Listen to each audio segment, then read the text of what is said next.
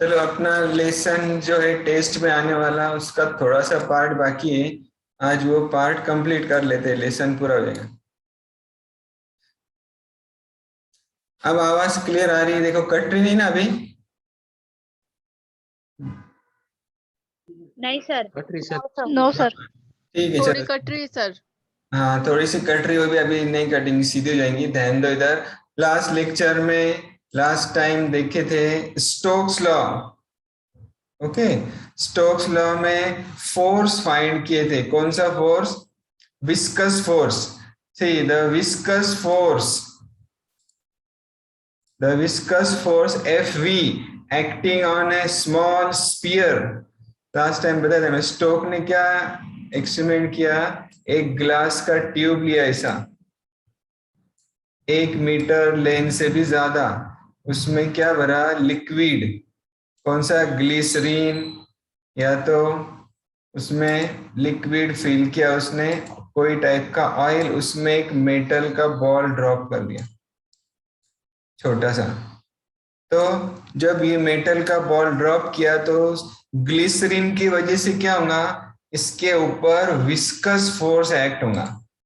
ये viscous force उसने बोला directly proportional to 3 things. First is eta, that is coefficient of viscosity.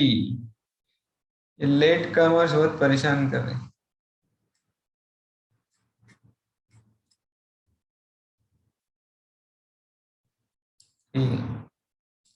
देखो, viscous force is directly proportional to coefficient of viscosity eta, then radius of the spherical ball r, and velocity of the spherical ball। ये 3 चीजों से directly proportional है viscous force. Directly proportional to मतलब पता है आपको? ये टर्म बढ़ेंगे तो ये बढ़ेंगे। इनवर्सली प्रोपोर्शनल डिनोमिनेटर में रहता, डायरेक्टली मतलब न्यूमरेटर में। अब ये डायरेक्टली प्रोपोर्शनल टू को इज इक्वल टू करने के लिए एक कांस्टेंट लेना पड़ता है। यहाँ स्टोक ने लिया कांस्टेंट 6 पाई, तो F V is equal to 6 pi eta R V. Okay, the above formula can be derived using dimensional analysis. 11 में आपने देखे थे डायमेंशनल एनालिसिस, उससे भी ये फॉर्मूला आप डिराइव कर सकते। ठीक है, अब ये लेसन का लास्ट पॉइंट देखना है अपने को। देखो ये पूरा क्या है? ग्लिसरीन है या कोई एक टाइप का लिक्विड है। इसमें जब ये मेटल का बॉल आप ड्रॉप करेंगे, शुरू में इसकी वेलोसिटी ज्यादा रहेगी, लेकिन एक टाइम ऐसा आएगा इसकी वेलोसिटी ये पॉइंट के आगे कांस्टेंट हो जाएंगी। लास्ट टाइम भी कोई एग्जांपल दिया था मैंने, कोई चीज ऐसा ऊपर से नीचे आ रही, आपने पत्थर फेंके, ऊपर से नीचे आ, तो उसकी स्पीड कंटिन्यूस बढ़ते रहती। जब वो जमीन से टकराता तो उसकी वेलोसिटी मैक्सिमम रहती। लेकिन यहाँ पर ग्लिसरीन की वजह से और विस्कोसिटी की वजह से ये मेटल का बॉल जब नीचे आएगा, इसके वेलोसिटी इंक्रीजिंग नहीं रहेंगी, वो रहेंगी कांस्टेंट। तो ये जो कांस्टेंट वेलोसिटी है उसको नाम दिया स्टोक ने टर्मिनल वेलोसिटी। ओके, तो ये टर्मिनल वेलोसिटी v का फॉर्मूला फाइंड करना है अपने को। एग्जाम में आएगा define terminal velocity and obtain expression for that terminal velocity. Okay, चलो ये Z60 कौन था? उसने नाम चेंज किया कि नहीं? रुको मैं देखता हूँ। सर वॉइस ज्यादा ब्रेक हो रही है आपकी। सर बहुत ब्रेक हो रही है वॉइस, बहुत ज्यादा ब्रेक यस हो रही सर, बहुत ज्यादा ब्रेक हो रही है। समझ में ना आ रहा। कुछ भी नहीं समझ में आ रहा है सर। नहीं समझ में आ रहा? रुको कुछ आइडिया कर, बोट रॉकर्स लेके आता मैं। की वॉइस बहुत ब्रेक हो रही है। हाँ रुक जाओ, सबर करो।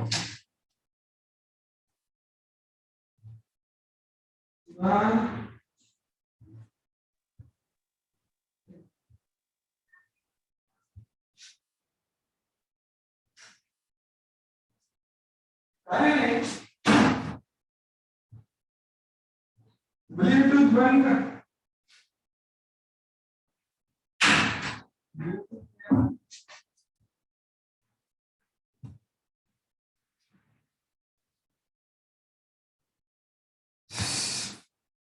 आवाज का प्रॉब्लम है। रुक जाओ, मैं यहाँ हेडफोन लाता हूँ दूसरा जरा।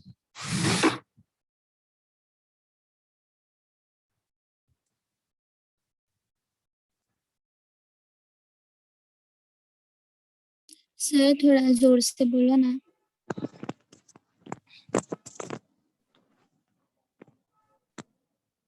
सर जाओ मत, उधर ही थोड़ा।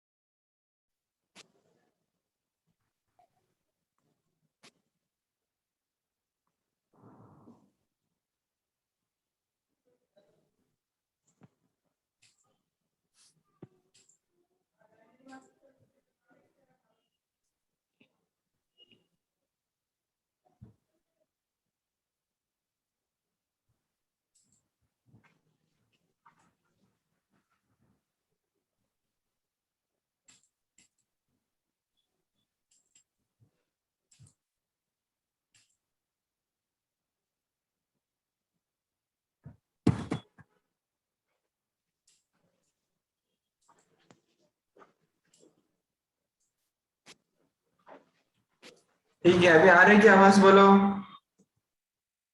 नो सर ब्रेक हो रही। क्या नो सर ब्रेक ही हो रही।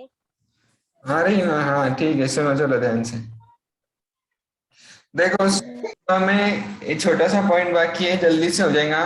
स्टोक्स लॉ में जो टर्मिनल वेलोसिटी है उसका फॉर्मूला फाइंड करना है अपने को।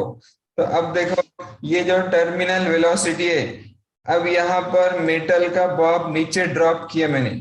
ये मेटल के बॉब पे तीन टाइप का फोर्स एक्ट होगा। First, viscous force Fv directed vertically upwards. Its magnitude goes on increasing with increase in velocity. इस पे जो तीन टाइप का फोर्स एक्ट हो रहा है उसमें से पहला फोर्स है विस्कस फोर्स, डाउनवर्ड डायरेक्शन में ग्लिसरीन की वजह से एक्ट हो रहा है। दूसरा फोर्स है जो हर चीज पे एक्ट होता है, इस पे भी एक्ट होगा, दैट इज ग्रेविटेशनल फोर्स, और its weight Fk directed vertically downward. जैसा हम लोग जमीन पे खड़े तो अपना वजन रहता, वो वजन किधर एक्ट होता? Vertically downward. वैसा ही ये ग्रेविटेशनल फोर्स भी डाउनवर्ड डायरेक्शन में एक्ट होगा।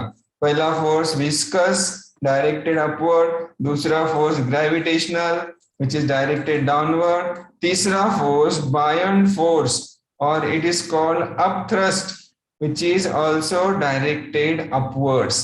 बायन फोर्स, जैसा कोई चीज ऊपर से छोड़ दी है हवा में तो वो चीज पर फ्रिक्शन की वजह से, एयर रेजिस्टेंस की वजह से अपवर्ड फोर्स एक्ट होता है, बायन फोर्स। तो ऐसे तीन फोर्स है, दो डाउनवर्ड और एक अपवर्ड। देखो यहाँ डायग्राम बनी हुई आपके स्क्रीन पर, जो डायग्राम है ये मेटल का बॉब है, और ये मेटल का बॉब कहाँ ड्रॉप किया उसने? ग्लास ट्यूब में, जिसमें विस्कस मीडियम है। ग्लिसरीन और ऑयल जो है उसको क्या बोलते हैं? Viscous medium. उसमें ये बॉल जब डाउनवर्ड डायरेक्शन में ट्रेवल हो रहा है तो तीन फोर्स एक्ट हो रहे हैं। First Fv force, viscous drag upward direction में, ये अपथ्रस्ट और Fv दोनों अपवर्ड डायरेक्शन में, और उसका weight mg, it is acting vertically downwards. अब ये इसमें क्या क्या कंसिडर किया हुआ है? Small R, radius of the sphere. Sir नहीं समझ में आ रहा है। क्या आवाज नहीं आ रही? Yes sir. यस आवाज आ रही सर। क्या? बहुत समझ ब्रेक में हो रही नहीं? सर, हाँ? ब्रेक हो रही सर, समझ में नहीं आ रहा। ब्रेक हो रही सर, ज्यादा नहीं हो रही आवाज सर, तो ब्रेक हो रही कैसे सर। समझ में आएगा? ज्यादा नहीं हो रही ना रे, कुछ भी नहीं समझ थोड़ी में आ रहा थोड़ी और हो बोले रही ज्यादा सर नहीं हो ब्रेक। रही। थोड़ी ही हो रही सर, ज्यादा नहीं हो रही। लेकिन समझ में आ हाँ। रहा है सर। समझ रहे हैं सर? ठीक है, चलो सुनो फिर, थोड़ी ब्रेक हो रही होंगी तो इधर से कुछ बच्चों की ब्रेक हो रही, कुछ की नहीं हो रही, जाके टेरेस पे बैठो, नहीं तो खिड़की में जाके बैठो जिसको ब्रेक हो रही, और टेरेस पे से भी ब्रेक हो रही होंगी तो वहां जाके मुझे बोलो, फिर लेक्चर बंद करके वापस से चालू करेंगे तो आ सकती है आवाज। देखो 3 फोर्सेस बताए मैंने, 2 अपवर्ड डायरेक्शन में और 1 डाउनवर्ड डायरेक्शन में। तो ये टर्मिनल वेलोसिटी मतलब ये 2 फोर्स और ये एक फोर्स बैलेंस होगा, अपवर्ड के 2 और डाउनवर्ड का 1 फोर्स बैलेंस होगा। तो देखो यहाँ लिखा हुआ है, डाउनवर्ड फोर्स है weight of the sphere, it is balanced bye 2 upward forces, viscous force और अपथ्रस्ट। अब ये तीनों का फॉर्मूला लिखना है, उसके लिए देखो small r is called radius of the sphere, small m is the mass of the sphere, rho density of the sphere and eta is called coefficient of viscosity, जो इससे पहले देखे थे। यहाँ और एक एडिशनल टर्म है sigma, sigma is density of the medium, मतलब इसमें जो भी चीज लिया आपने, ग्लिसरीन या दूसरा कोई ऑयल लिए, इंजन ऑयल, उसको बोलेंगे, उसकी डेंसिटी रहेंगी सिग्मा, और मेटल के स्फीयर की डेंसिटी रहेंगी रो। तो इतने टर्म्स हैं। When the sphere attains the terminal velocity, the total downward force acting on the sphere is balanced by total upward force acting on the sphere. So total downward force is total upward force. Downward force means weight of the sphere and upward force is viscous force plus upthrust. अब देखो ये formula कैसा है ना, जो downward force है उसका formula रहता mg, यहाँ लिखता मैं, देखो m इंटू जी, कोई भी चीज का वजन कैसा फाइंड करते हैं, mg, m is mass and g is gravitational acceleration. और एक फॉर्मूला रहता rho density is mass upon volume, so mass is density into volume, mass के जगह क्या लिखेंगे, rho into V into G. अब जो स्फीयर है, जो मेटल है वो स्फेरिकल शेप का है, उसका वॉल्यूम का फॉर्मूला क्या रहता, 4/3 pi R cube, volume of the sphere 4/3 pi R cube. Rho वैसा के वैसा लिखेंगे और जी वैसा लिखेंगे। तो ये डाउनवर्ड फोर्स देखो ये वाला 4/3 pi R cube rho into जी।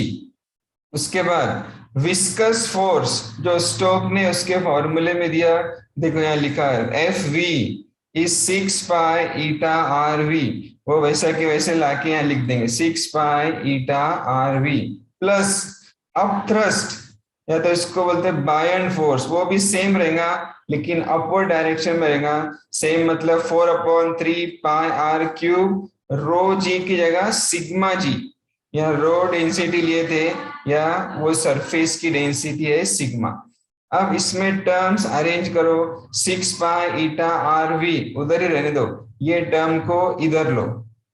जब ये 4/3 टर्म को इधर लेंगे तो उसमें देखो क्या क्या कॉमन है दोनों में, 4/3 पाई आर क्यूब कॉमन है, 4/3 पाई आर क्यूब कॉमन इधर, और जी भी कॉमन है, उसको ब्रैकेट के बाहर लो तो ब्रैकेट में बचेगा रो माइनस सिग्मा।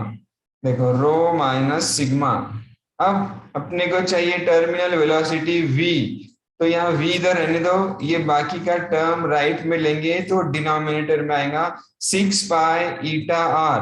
देखो डिनोमिनेटर में आया 6 पाई ईटा आर, इधर है 4/3 pi R cube G rho minus sigma.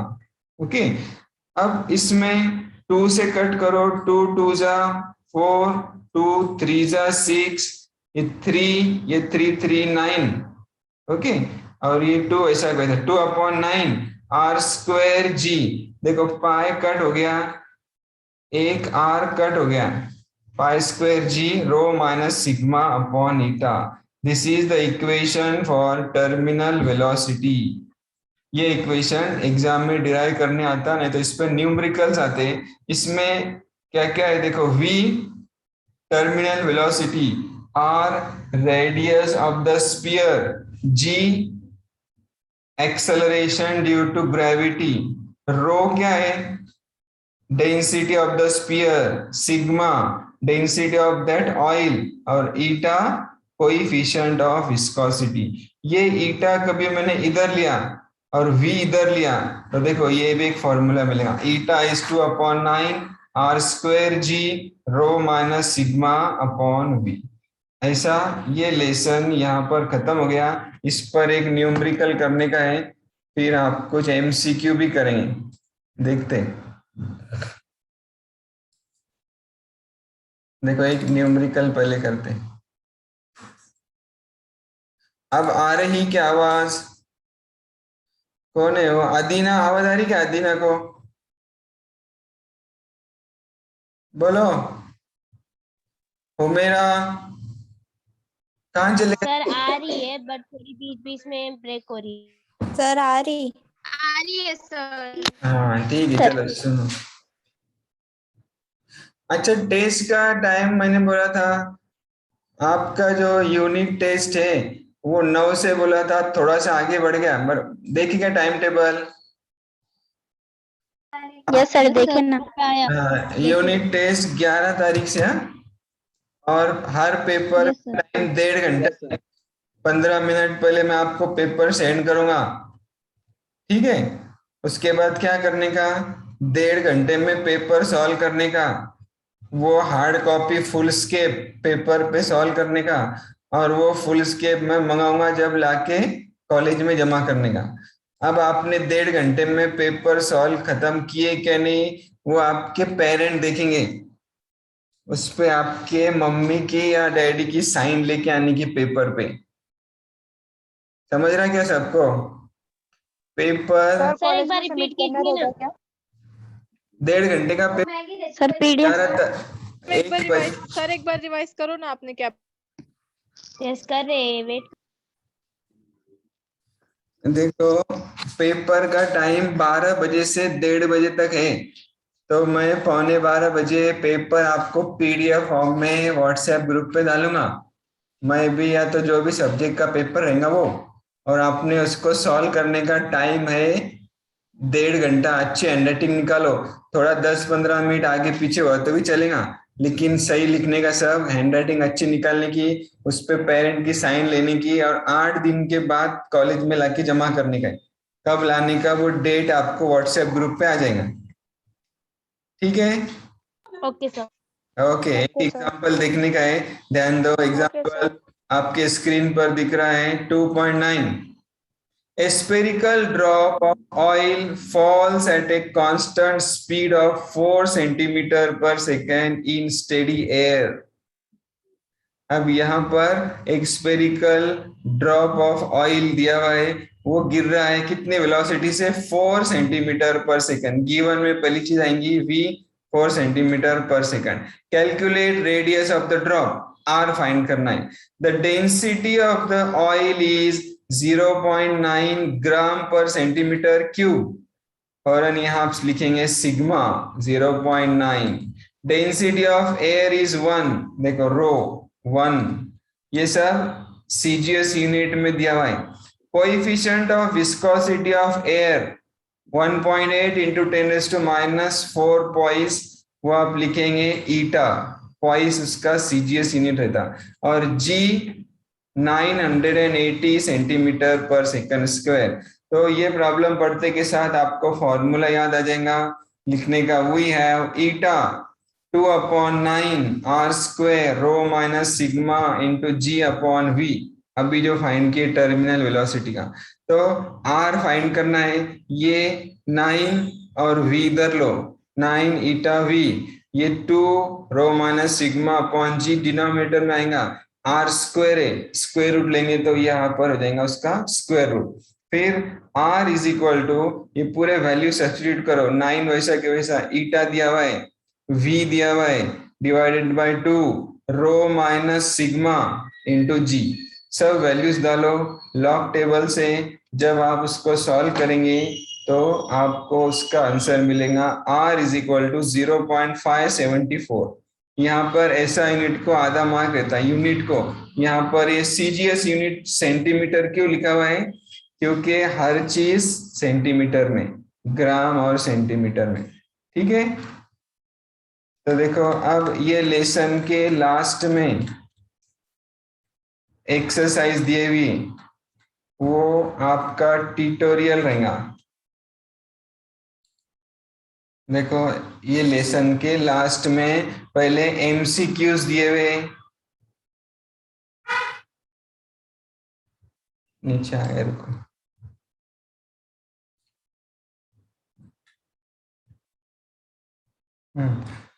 ये लेसन के लास्ट में देखो 5 एमसीक्यू दिए हुए, फिर आंसरिंग ब्रीफ दिए हुए 5, फिर नंबर 3 से ये पूरे यहाँ तक लॉन्ग आंसर के क्वेश्चन है 9 तक, फिर 10 नंबर से न्यूमेरिकल से। तो ऐसा 15 नंबर तक आपने सॉल्व करने का। क्वेश्चन नंबर 15 या तो 17 तक ले लो, 16 तक ले लो, ये पेज, ये साइड का पेज पूरा कर लो। क्वेश्चन नंबर 16 तक ट्यूटोरियल नंबर 2 ट्यूटोरियल के बुक में लिखने का, फिर वो चेक कराना है। टेस्ट होने के बाद ट्यूटोरियल चेक होंगे।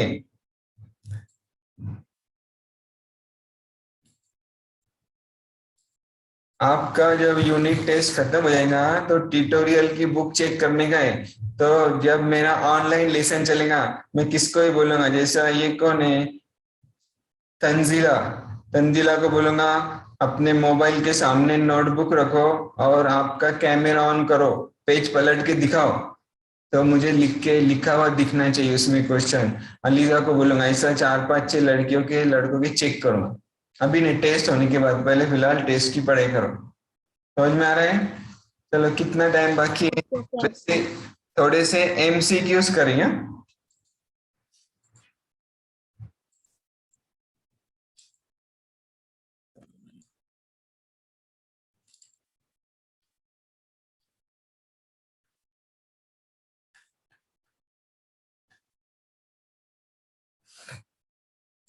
आया स्क्रीन पर? बोलो। Yes sir. Yes sir. Sir अब आ रही आवाज clear? Yes sir. Okay, very good.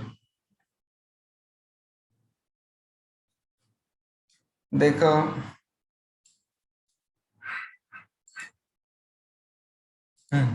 Capillary and capillary action, ये आपको पता है। जब कैपिलरी को पानी में डिप करेंगे तो क्या होता? पानी अपने आप ऊपर आता। उस ऊपर आता। हाँ, उस पर 2-3 क्वेश्चन करेंगे।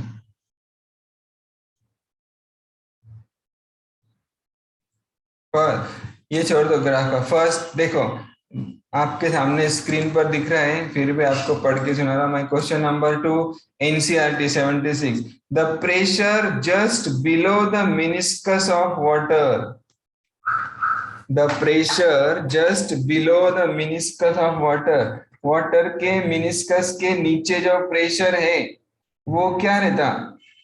ए greater than just above it, less than just above it, same as just above it, it always equal to atmospheric pressure।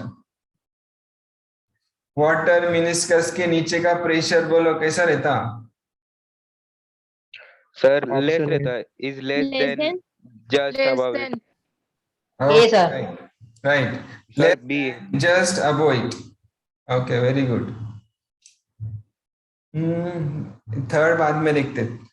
8 number का दिख रहा है आपके स्क्रीन पर, सीपीएमटी एंट्रेंस टेस्ट में आया था। देखो, water from inside the earth rises through the trunk of a big tree to leaves high up. The main reason for this, पानी जमीन में से इतने ऊपर तक जा रहा, ऊपर के दरख्तों तक। Main reason A capillary action, high viscosity, gravitational force, evaporation.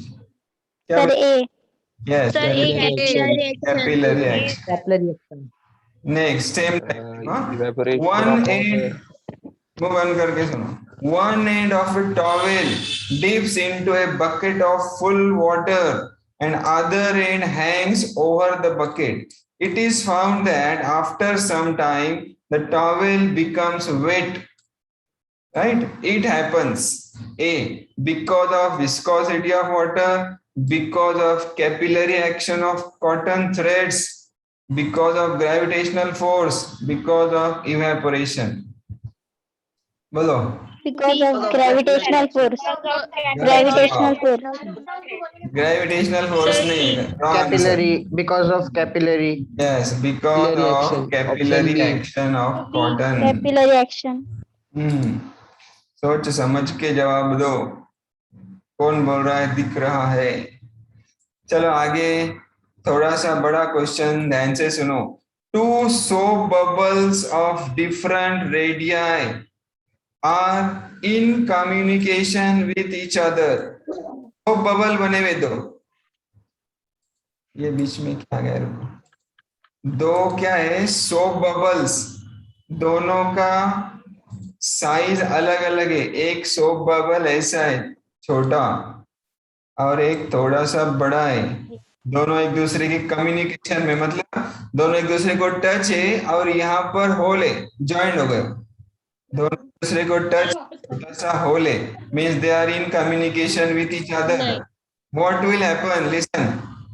A, the air flows from larger bubble into the smaller bubble until the two bubbles are of equal size. B, the size of the bubbles remains the same. कुछ नहीं होगा. पहला option क्या है, बड़े bubble से छोटे bubble में एयर जाएंगी जब तक दोनों सेम हो जाते. दूसरा है the size of the bubbles remains the same, जैसे कि वैसे रहेंगे. तीसरा है air flows from smaller bubble into the larger one and the larger bubble grows at the expense of the smaller one. 10 ठीक है, देखो तो. क्या कौन आवाज कर रहा बीच में?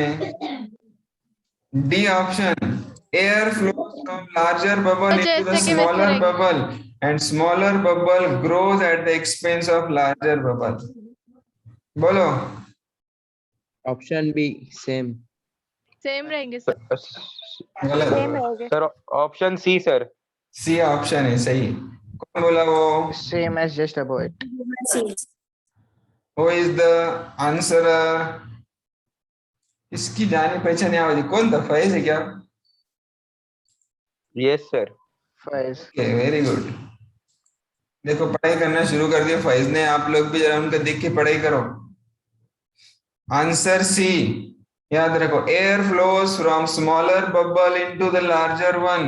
एक्सक्यूज मी सर, आपकी voice grows at the expense of smaller one. Next, the quantity on which the rise of liquid in a capillary tube does not depend. Capillary tube में पानी अपने आप ऊपर आता. कितना पानी ऊपर आया वो कौन सी चीज पे डिपेंड नहीं है. कल फॉर्मूला लिखे थे. बोलो फॉर्मूला याद है क्या किसको? टी फॉर्मूला याद है. Rise of liquid inside a capillary tube. या तो यह फॉर्मूला लिखता मैं, देखो. H is equal to 2t cos theta divided by yes r rho g. पानी कितने ऊपर चढ़ेगा ये इतनी चीजों पे डिपेंड. इसमें से देखने का टाइप पे डिपेंड नहीं है. ए, डेंसिटी ऑफ लिक्विड है क्या उस पर डिपेंड? देखो यार दिख रहा है डेंसिटी. दूसरा एटमॉस्फेरिक प्रेशर दिख रहा है क्या इसमें? नहीं दिख रहा. तीसरा रेडियस ऑफ कैपिलरी है. यस. एंगल ऑफ कांटेक्ट है. Yes. कौन सी चीज नहीं है? Atmospheric pressure. बराबर समझ में आ रहा? Next question. टाइम कम है, 3-4 और क्वेश्चन देखने की ध्यान से देखो. Number 5. Two capillary tubes of different diameter are dipped in water. दो कैपिलरी ट्यूब लिए अलग अलग डायमीटर के, दोनों को पानी में डिप किए. The rise of water is a greater in tube of smaller diameter, greater in tube of larger diameter, same in both, zero in both. दो अलग अलग रेडियस के कैपिलरी लिए, एक बड़ी रेडियस एक छोटी रेडियस, किसमें पानी ज्यादा ऊपर आएगा? स्मॉलर वाले में क्या लार्जर वाले? Less in large diameter. Less quantity in large diameter, sir. गलत जवाब। स्मॉल ट्यूब में। देखो यहाँ फिर से आपके Small सामने tube. फॉर्मूला दिख रहा, H ऊपर है R नीचे, मतलब इनवर्सली प्रोपोर्शनल, मतलब R बढ़ेगा तो H कम होगा, R कम होगा तो H बढ़ेगा, इनवर्सली प्रोपोर्शनल। इसलिए ज्यादा पानी कहीं में आएगा? स्मॉलर डायमीटर के ट्यूब। और एक थोड़ा सा इंटरेस्टिंग क्वेश्चन सुनो, number 6। Water rises to a height of 16.3 centimetre in a capillary tube of height 18 centimetre. एक कैपिलरी ट्यूब है जिसकी हाइट कितनी है?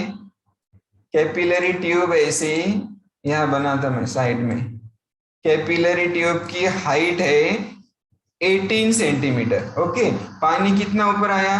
16.3 सपोज यहां पर। अब क्या किए, if the tube is cut at a height of 12 centimetre, tube को कट कर दिए 12 सेंटीमीटर पे।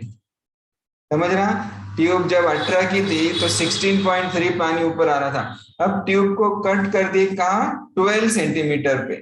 तो क्या होगा? A, water will come as a fountain from the capillary, पानी ऐसा फव्वारे की तरह आते रहेगा क्योंकि 12 पे कट कर दी। B, the water will stay at a height of 12 centimeter in the capillary. C, the height of water in the tube will be 10.3 centimeter. D, water will flow down the side of the capillary tube. Yes, bolo.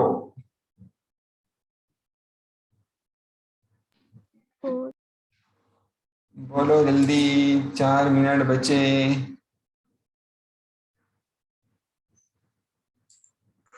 C. D, sir. क्या बताएं? Sir B. B, right. Option D, sir. Sir B. D. Option D. Option B, B for boy, not D for dog. B option है, water will stay at a height of 12 centimetre in the capillary tube, उतने पर आकर पानी रुक जाएगा। ठीक है, बहुत सारे इसमें न्यूमेरिकल्स भी है।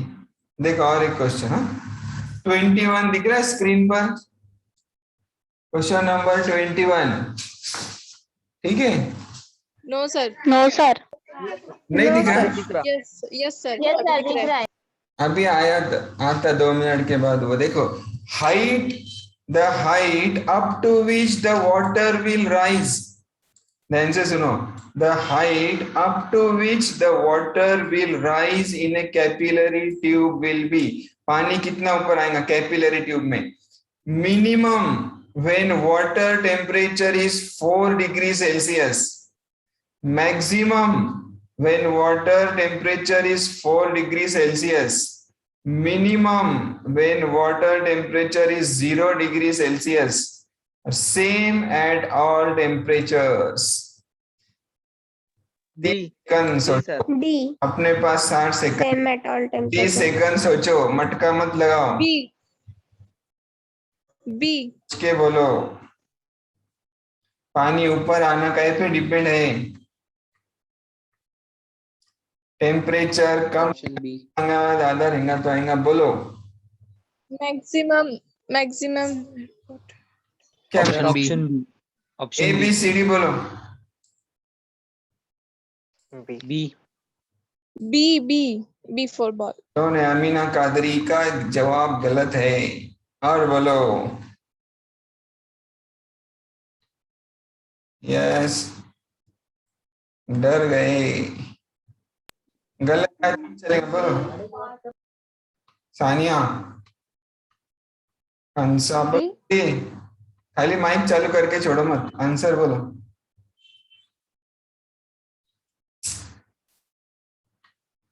अरे आगे एडमिशन होना।